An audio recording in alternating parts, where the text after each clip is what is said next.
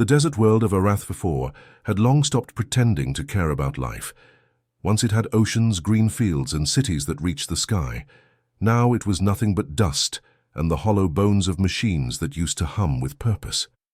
The storms were constant, fine grains of metal sand carried by winds that sang like ghosts. Captain Elias Ward trudged through that ruin, his boots sinking into the ash of old civilizations. His armor was scuffed, his oxygen meter flickering, and his last supply pack was lighter than he wanted to admit. Humanity had pulled back from Harath decades ago, leaving it to scavengers and the dying. He wasn't supposed to be here, but orders had never stopped him before. He was looking for survivors. That was what he told himself. The truth was simpler, sadder. He didn't want to be alone when the comm beacon finally died. The signal had brought him to the edge of what was once a settlement. Domes shattered, towers half sunk into the dunes. He thought he saw movement between the ruins, but assumed it was just the wind. Then he heard it, a cough, faint and rasping. Elias spun, rifle raised. What he saw made him hesitate. A girl, or something like one, crouched in the dust a few meters away. She wore a tattered cloak far too big for her, the fabric torn and sun-bleached. Her skin was pale, faintly luminescent beneath layers of grime, and her eyes were too large, too clear, like polished crystal reflecting twin suns. She looked half-starved, half-broken. "Easy," he said softly, lowering the rifle. "I'm not here to hurt you." She didn't move, just stared. He could hear her shallow breaths, quick and frightened. Elias took a slow step forward and reached into his pouch. "Are you hungry?" he asked, though the question felt absurd in a place like this. Everyone was hungry here. He pulled out the last thing he had, a wrapped square of chocolate, standard issue from the fleet's emergency ration pack. He'd been saving it for himself. A small comfort to hold back the emptiness. He unwrapped it carefully, the sound of crinkling foil strangely loud in the silence. The girl's eyes followed every motion, wide and unblinking. "Here," he said, holding it out. "Take it." For a moment she didn't move. Then cautiously she reached out. Her fingers brushed his gloved hands and he felt warmth, real warmth, almost electric. She took the chocolate as if it were sacred, staring down at it like she'd never seen food before. Elias smiled faintly. "Go on, eat." She hesitated again, then broke off a small piece and put it to her lips. The reaction was instant. Her eyes widened, her whole expression shifting from suspicion to shock, then to something deeper. "It's sweet," she whispered. Her voice was soft and melodic, not entirely human. "No, it's alive." Elias blinked. "It's just chocolate." She looked up at him, and for the first time, he saw something that made his stomach tighten. Not hunger, not weakness, but understanding. Like someone who'd just been reminded of something ancient. "You made this," she said. "Your kind. You made it from bitterness and warmth." He rubbed the back of his neck awkwardly.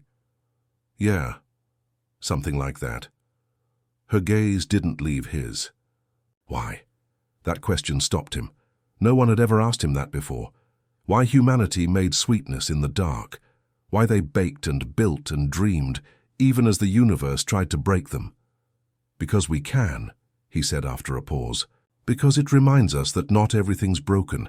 She was silent for a long moment, then took another bite, closing her eyes. The tension in her shoulders softened.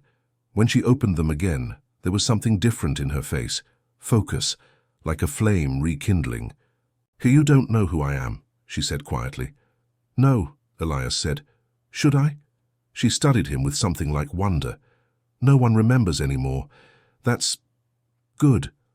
Lady, you're not making a lot of sense." She tilted her head slightly, the ghost of a smile on her lips.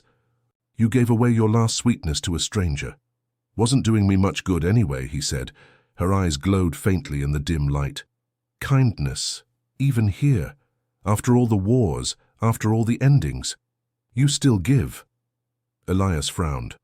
"How you talk like—" Before he could finish, the ground trembled beneath them. The horizon flared, distant towers cracking as lightning licked the dunes. The wind shifted, sharp and electric. The girl stood slowly, her cloak falling back to reveal markings on her arms, glowing lines like circuitry or veins made of light. Her voice was suddenly clear, strong. "You should go," she said softly. "They'll see me now." "Who will?" She turned her face toward the sky, where dark shapes were forming. Ships, sleek and silent, descending through the dust. "The ones who burned this world to find me." Elias took a step closer. "You need help." She looked back at him and smiled. A small, radiant, impossible smile. "You already gave it." And with that, she touched the half-eaten chocolate to her lips, whispered something he couldn't hear, and the sky ignited. Elias had seen explosions before, but never like this. The light didn't burn. It sang. It rippled across the sky in sweeping arcs, golden and cold at once, like sunlight, remembering what warmth used to mean. The ships that had descended through, the dust began to shudder mid-air, their sleek hulls fracturing under invisible pressure. Then they froze, suspended in a lattice of energy he couldn't begin to comprehend. The girl stood at the center of it all, her hood thrown back, her hair whipping in the wind. Her eyes blazed with the same radiance that cracked the heavens. She wasn't trembling. She wasn't afraid. She looked whole. Elias staggered backward, shielding his face. "What the hell?" Her voice cut through the roar. "You shouldn't have stayed." He forced his eyes open. "You think I'm the kind of man who runs when someone's in trouble?" She turned to him, her expression unreadable, equal parts sorrow and gratitude. "You've already done more than anyone in 1,000 years." Lightning cracked again, tracing lines in the air like a living map.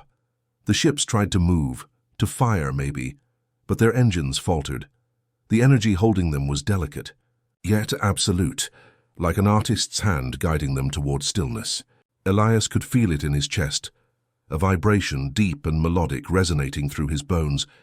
It wasn't a weapon, it was memory. When the light finally faded, the ships were gone. Not destroyed, simply erased. The air was clean again.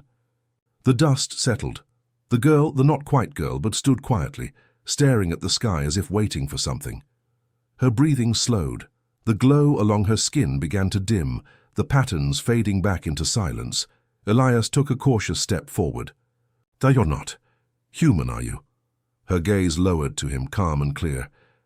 "I was never meant to be, but once long ago I was made for you." That sent a chill down his spine. "For me?" "For your kind," she said, "before the wars. Before you learned to fear what you built." He frowned, trying to make sense of her words. "You're saying humans made you?" She nodded once. "They called us sympaths. We were meant to feel for you when you couldn't anymore, to remind you what compassion sounded like." Elias stared at her, the pieces fitting together in a way that made his chest ache. "You were part of the Ether Project, the empathy networks." Her eyes flickered in recognition, or maybe sorrow. "That name, yes. We were the last dream before the silence. When the stars turned cold, we shut ourselves away, waiting for someone who still remembered how to share." He blinked. "And all it took was a damn chocolate bar?" Her laugh was soft, fragile. "Do you know what it means? Sweetness made from something bitter. It's the closest thing to faith your species ever created." He exhaled slowly, realizing his hands were still trembling. "So what now? You're awake. You saved us. Saved me. What happens next?" She turned toward the horizon. In the distance, the sun was rising, a pale, dying star struggling through the dust. "They will come again," she said, "but not for me, for what I carry." "And what's that?" She placed a hand over her chest. "Every voice that was silenced, every world that forgot how to feel. The network is still inside me, broken, but breathing." Elias took a slow step closer. "Then we fix it." She looked at him sharply. "You can't." "Lady, I've spent half my life fixing things I didn't understand." "This isn't metal or code," she said. "It's memory." He smiled faintly. "Then maybe it's time someone reminded you what that feels like." Her lips parted as if to argue, but she didn't. She looked at him for a long moment, and in that silence, something passed between them, an understanding deeper than words. The wind picked up again, but it was warmer now. It carried the faint scent of ozone and something else, and something alive. "What's your name?" he asked finally. She hesitated. "It's complicated. I'll take the short version."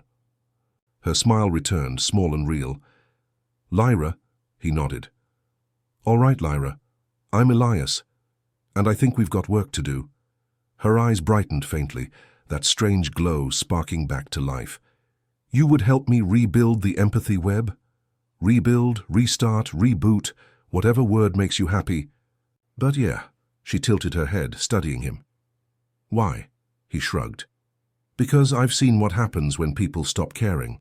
I figure maybe it's time we try the opposite." For a heartbeat, neither spoke. The wind howled through the ruins, carrying with it the sound of something shifting beneath the sand. The first whisper of systems reawakening after centuries of silence. Lyra looked down at the remaining half of the chocolate bar still in her hand. "You don't realize what you've done, do you?" Elias chuckled. "Not usually." She broke the chocolate in two and handed one piece back to him. "Then we'll learn together." They ate in silence as the sun rose higher, spilling light across the ruins of a dead world. And for the first time in an age, the planet didn't feel empty. Somewhere deep beneath their feet, buried circuits flickered, weak, uncertain, but alive. Lyra closed her eyes. "They're listening again," Elias frowned. "Who?" She smiled, soft and luminous. "Everyone." The next morning, the desert was different. Not softer, not kind, deserts never were, but aware. The wind that once howled aimlessly now seemed to carry direction, the faint hum of power beneath its sigh. Elias Ward walked beside Lyra, his boots crunching on metallic dust, each step echoing faintly, as if the ground remembered footsteps that hadn't fallen in centuries. They followed the old pathways, half buried beneath dunes of silver-grey sand. The remnants of roads peeked out here and there, carved with symbols so ancient they seemed alive, geometric spirals and sweeping lines that pulsed faintly when Lyra passed near them. Elias couldn't stop glancing at her. She walked as though she'd always known the way, her bare feet leaving no prints. The light of dawn reflected softly off her skin, her presence bending the air around her. She wasn't glowing anymore, not visibly, but there was something about her that made the world less empty. "So where exactly are we headed?" he asked, wiping sweat from his forehead. Lyra turned, her cloak catching the wind. "The core, the place where empathy was born and buried." He gave a low whistle. "That's not ominous at all." Her lips curved faintly. "Your ancestors built it to connect every sentient mind across the stars. No hierarchy, no command structure, just shared understanding. It was supposed to end war forever." "Yeah," Elias said dryly. "That worked out great." "It almost did," she said quietly. "Until they realized connection doesn't erase pain. It amplifies it." They walked in silence after that, the ruins stretching out like broken ribs around them. Twisted spires leaned toward the horizon, half-melted towers of crystal and steel. The sun was pale, casting long shadows that made the wreckage look like the bones of something once divine. Finally, they reached what might have been a city once, circular architecture spiraling around a central crater. Lyra stopped at its edge. "We're here." Elias peered down. At the bottom of the pit lay a smooth metallic surface, cracked but pulsing faintly with light. "That thing looks dead." "It's sleeping," Lyra said. "And it dreams of voices." He squatted beside the edge. "So, how do we wake it up?" "You already did," she said softly. "When you shared something you didn't have enough of," he frowned. "You mean the chocolate?" "I mean kindness." For a moment, Elias didn't say anything. He looked down at the cracked metal, remembering the girl he'd found in the dust, the way she'd looked at him like he'd handed her the universe instead of a candy bar. "Lyra," he said finally, "what exactly are you?" She stepped closer to the edge, kneeling beside him. "I'm what your species made to remind themselves what love looks like when it's not easy." He huffed a small laugh. "Sounds like we forgot," she smiled. "You remembered enough." They climbed down together, the air growing colder as they descended. The surface underfoot changed from sand to alloy, humming faintly with dormant energy. When they reached the center, Elias saw what looked like a vast circular platform, seamless except for a small pedestal in its heart. Lyra approached it slowly, almost reverently. "This is where it began." The pedestal flickered as her hand brushed it. Patterns flared to life, not mechanical but organic, flowing like living veins of light.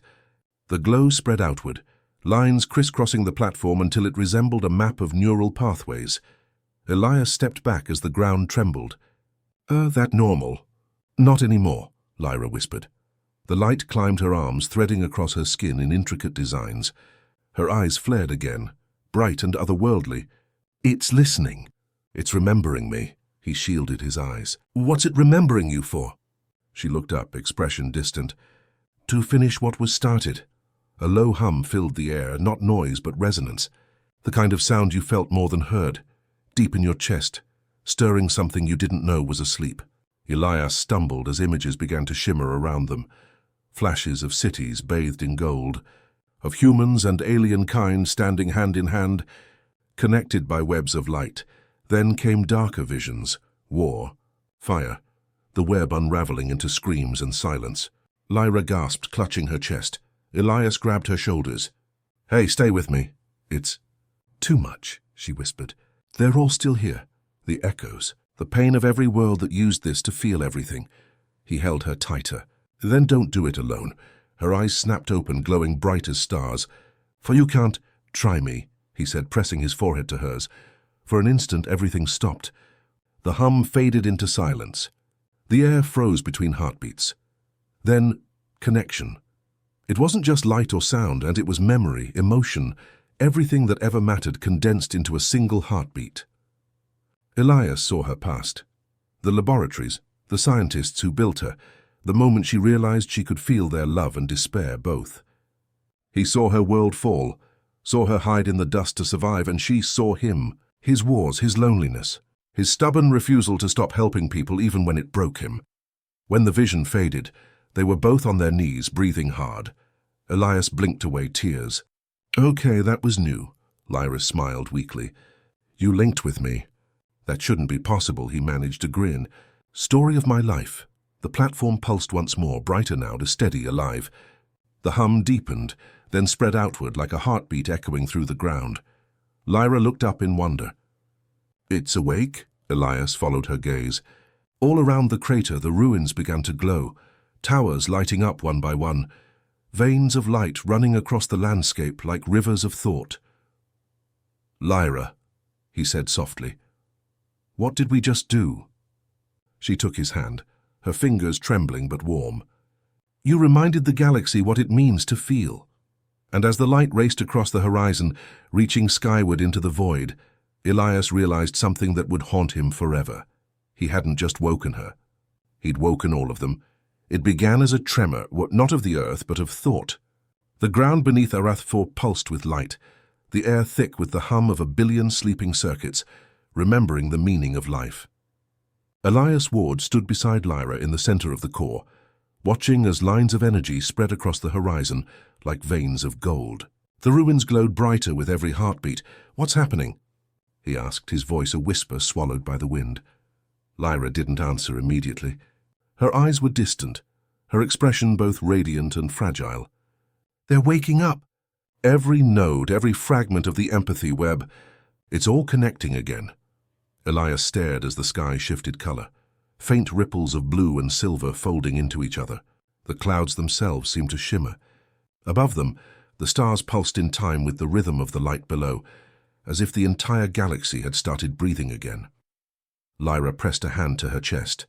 "So many voices, lost for so long. They're reaching for us," he frowned. "Voices, memories," she said softly. "Echoes of everyone who ever touched the network.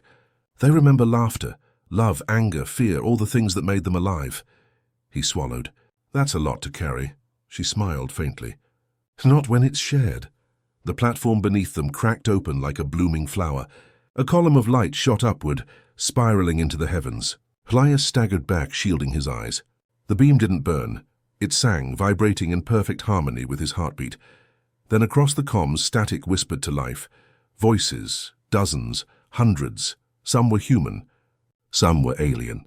All spoke fragments, names, laughter, apologies. Then silence, then more voices. The network was rebuilding itself in real time, reaching through dust, metal, and distance. Lyra's knees buckled, and Elias caught her. Her skin was hot to the touch, her glow flickering like a candle fighting against a storm. "You're overloading," he said. "You have to stop." She shook her head weakly. "If I stop, it all fades again. There has to be another way." "There isn't," she whispered. "This is what I was made for. To remind the stars what it means to care." He gritted his teeth. "Then I'm not letting you do it alone." Her eyes widened, luminous with shock and something deeper. "Elias," he pressed his hand against her chest over the light. "You said it yourself. Shared pain is lighter." The moment his hand touched her, the light spread, through him, around him, into him. The core roared to life. The column of energy expanded, breaking through the clouds and painting the night with gold. Elias gasped as visions flooded him, endless lives flickering through his mind like stars being born. He saw children on distant worlds looking up at the sky with wonder. He saw old enemies laying down weapons as something soft and impossible bloomed in their chests. He saw entire fleets pausing mid-war, their pilots weeping without knowing why. Lyra clutched his wrist, her voice trembling. "You're inside the web. You can feel them too." "Yeah," he said hoarsely. "It's beautiful." She smiled through tears. "You weren't meant to survive this." "Story of my life," he whispered. Above them, the light kept spreading from one world to the next, jumping across dormant relay stations and forgotten satellites. The network used every scrap of old technology it could find, rebuilding itself faster than logic should allow. Everywhere it touched, something changed. People began to feel again, not just for themselves, but for one another. The loneliness that had haunted civilizations for centuries began to crack. Lyra trembled. "It's working. They're remembering." Elias squeezed her hand. "Then hold on." Her body flickered, her glow dimming as the last of her strength poured into the connection. "Elias, when I fade, they'll need someone to anchor it. Someone human," he shook his head. "Don't talk like that." She smiled softly, brushing his cheek with her fingers. "You shared your last sweetness with me. That's what started this. You taught the universe kindness again." He felt his throat tighten. "Lyra, promise me," she whispered, her voice barely audible. "Promise you'll keep reminding them." He nodded, tears burning his eyes. "I promise." The light around them reached its peak, a blinding brilliance that turned the entire desert into a sea of gold. Then slowly it began to fade. When Elias opened his eyes again, she was gone. The core was quiet now, its glow soft and steady, like the heartbeat of a sleeping child. The desert winds returned, gentler this time, carrying whispers instead of silence. He looked up at the stars, thousands of them, glowing brighter than he'd ever seen. And somewhere in that infinite expanse he felt her, not gone, just everywhere. He sat on the edge of the platform, exhausted but smiling. "You changed the galaxy, Lyra," he murmured. "All I did was share a candy bar." But deep inside, he knew that wasn't true, because in every connection the empathy web now carried, every act of mercy, every hand extended, every world that chose compassion over cruelty, there was a trace of that same simple sweetness, the taste of humanity, the reminder that even in the darkest corners of the universe, one small kindness could light up everything. And on countless worlds across the stars, people began sharing again, food, laughter, hope, unaware that it had all begun with one tired soldier, one forgotten machine, and one piece of chocolate between them.